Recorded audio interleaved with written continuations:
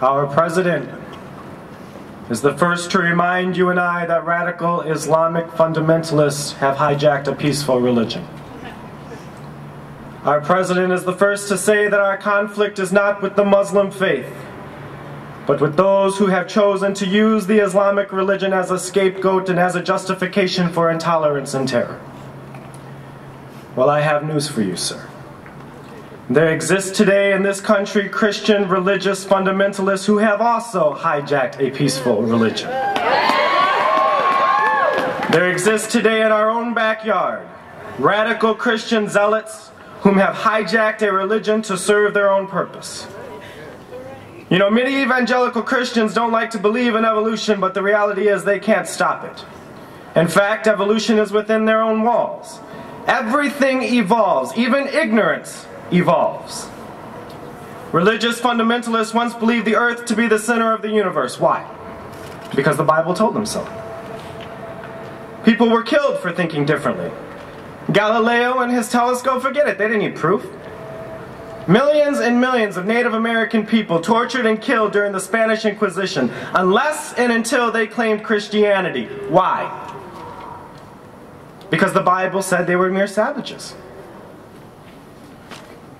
Fast forward to Christians burning women at the stake, throwing them into lakes to drown. If she sinks and dies, she's a witch. If she dies but floats, well, I guess we were wrong.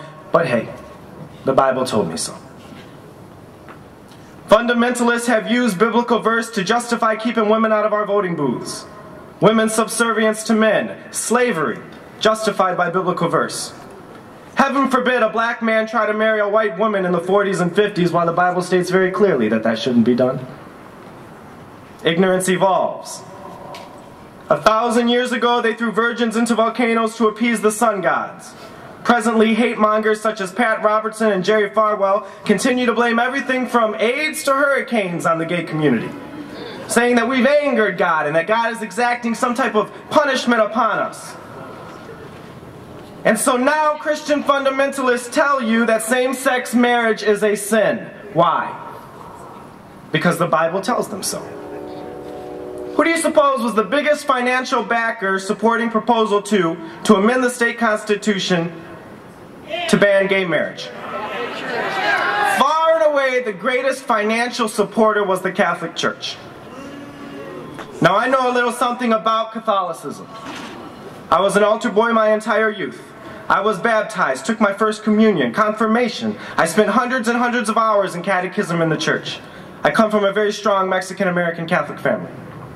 I've worked for Catholic Social Services. I've coached both baseball and basketball for St. Mary's Catholic sports programs, so I know a little bit of what I speak. I am not a mere outsider throwing stones, I've lived it. It wasn't long ago that the Pope finally came around to issue an apology for the Church's role in the Holocaust. Before that, an apology for the Church's role in the Inquisition, the Crusades. More recently, an apology for the Church's role in covering up and simply transferring sexually abusive priests to other parishes, where they would go on to abuse more young children and ruin more young lives. And I know a little something about sexual abuse. I've lived that. So I am not before you today as a mere outsider. The Catholic Church has apologized time and time again for its bigotry, intolerance, and abuse of power, and it is a shame that it'll take another 50 or 100 years before Pope John Paul XX is apologizing for the harmful and hurtful role that today's church is playing in the arena of gay rights. And so even faced with the opinions of the American Psychiatric Association, that being gay is not a choice, with the opinions of most every well-respected psychologist and biologist across the nation, when most educational institutions of higher learning in the entire Western world are squarely on our side, religious fundamentalists fight against us. Why? Because the Bible tells them so. Never mind logic, because even if you said to them, okay, let's assume that being gay is a choice. Let's pretend, as wrong-minded as we know that is, that that's true. Well, your religion is inarguably a choice. But in America, Catholics can marry Protestants. Jews can marry Muslims. So this idea of choice, this argument crumbles. And so finally, I wish to challenge every Catholic in the state tonight. I want you to ask yourself what it means to be Catholic. Many call themselves Catholic but believe women should have the right to preach. Many believe women should have the right to choose. Many believe in the value of contraception. Many are strong believers in equal rights for the gay community. If Catholicism is your spiritual river to the ocean of God, I greatly respect that. I am simply arguing that religion, not sexuality, is a choice. I would also argue that there are many other rivers that lead to that ocean. The Unitarian Church, the Metropolitan Church, the United Church of Christ are just a few examples of the many religious denominations that do not adhere to the asinine policies of the Roman Catholic Church. It is Catholic money that helped put bigotry into the state constitution today. You think every time, every Sunday that you put money into those baskets, it all goes to the poor? That's ignorant. You think when George Bush goes to the Vatican to ask for the Pope's help in his re-election bid, and the next thing you know, cardinals and priests are refusing to give host to pro-choice candidates, and they're railing against same-sex marriage from the pulpit, and that's some kind of coincidence? That's ignorant. Every time you write a check to the Catholic Church, you support the policies and the puppetry of the Pope. Every time you stay quiet, when someone from your pulpit or your pews condemns gay people to hell or to harm, you are complacent, and thus you are compliant in the ignorance of the church. I leave you tonight not with the words of Malcolm or Gandhi or Kennedy or a king.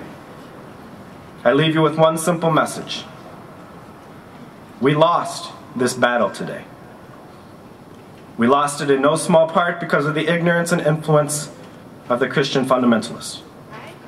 But I have no doubt in my mind whatsoever that the moderate Christian will begin to stand up to this ignorance, intolerance, hatred, and fear. And that in the end it will be the moderate, fair-minded Christian who will help us to win our equality. I have no doubt in my mind today that the time will come when we will be able to walk openly and proudly hand in hand as straight couples do. Kiss our partners in public without fear of retribution as straight couples do.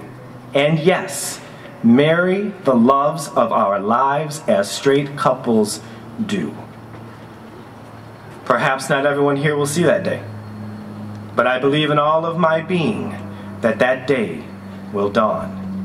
And 50 years from now, or 100 years from now, or 200 years from now, when a female pope is apologizing to our community for the role that her church has played in this shameful event, I believe that my son or my grandson will turn to his own children and remind them that it is precisely because of people like you here today that they were able to love whomever it is that they fall in love. Because love will be our lasting legacy. And for that, excuse me, we make no apology.